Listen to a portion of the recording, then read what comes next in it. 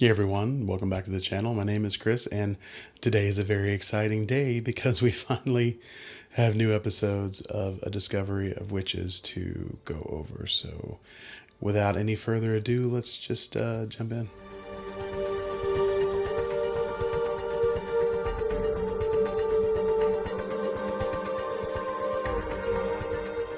Okay, so today we're going to be looking at episode 1, and there were a number of subtle changes in the show, like the witch that comes to test Diana in the books was an old shriveled up crone with a milky eye that randomly looked around the room instead of being a young woman as we saw in the show. And they showed up in the old lodge in the book, which is a grand, sprawling kind of estate, as opposed to the more cramped Elizabethan space that we see in the show. But those are minor details. There was one massive change in this episode that I want to focus on in this video, and that is all of the story having to do with Matthew's secret spy maneuvers and responsibilities. In the book, we do find out about midway through the book that Matt was a spy in the court of England. He worked for Her Majesty at the time, but he was also working for his father as an embedded spy in the English court. But we really don't see anything about it. He does not go and meets his handler, as you see in this episode, and you don't see him doing any nefarious, underhanded, horrible, torturous things. The majority of the story is focused on navigating the time period for both of them because, as we see a little bit in this episode, Matt is being drawn back into the person he was at that time, which was not as nice as the person we met in the first season. So he's continually grasping with that, as well as the fact that now that he and Diana are officially mates, the whole protective nature of the vampire and the mating scenario is constantly fighting against him. And on top of that, you have Diana trying to navigate being a modern American woman in Elizabethan England, not being able to do the accent correctly, not knowing the speech patterns, not knowing how to walk correctly in the books. They talk about how even her gait is more manly than what they are used to in women of the time, and that makes her stand out, as well as she's tall and shapely and athletic and forceful and assured of herself, which you get from being a modern woman in our society, but that is very much out of place in the time period and the place that they're in. So the book deals mostly with that, especially in the opening chapters.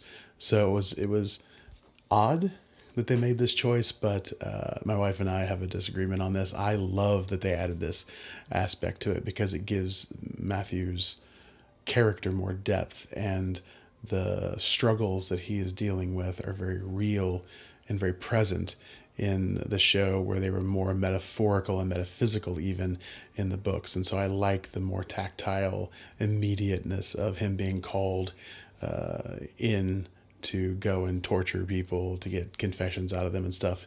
Seeing firsthand who he used to be gives who he is now more weight, I think, and you appreciate the journey that his character went on a lot more. So very good change in my opinion, bringing that into the story at this point.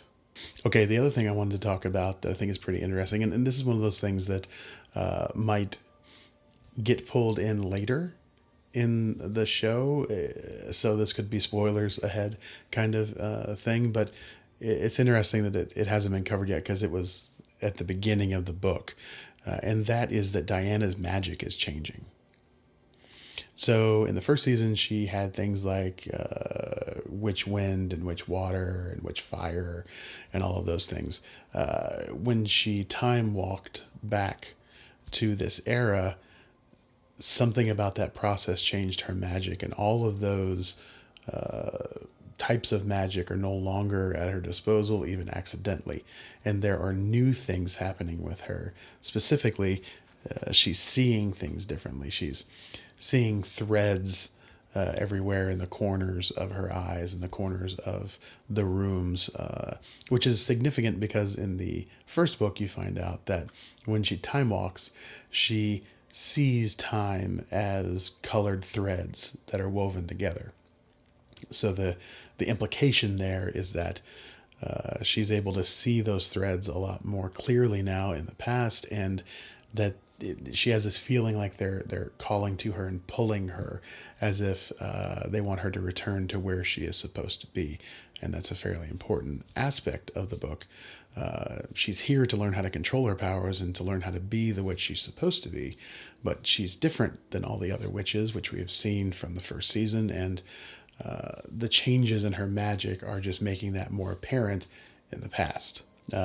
Another interesting aspect of it is there's not as much friction between Matt and Diana in the show. Even though it's only been one episode, they covered a lot of ground in the first episode, so there could have been ample opportunity for this to come up. But in the books, again, because Matt is feeling not only drawn to being the person he was at that time, all those hundreds of years ago, but he feels compelled to fill the role of who a man is at this point.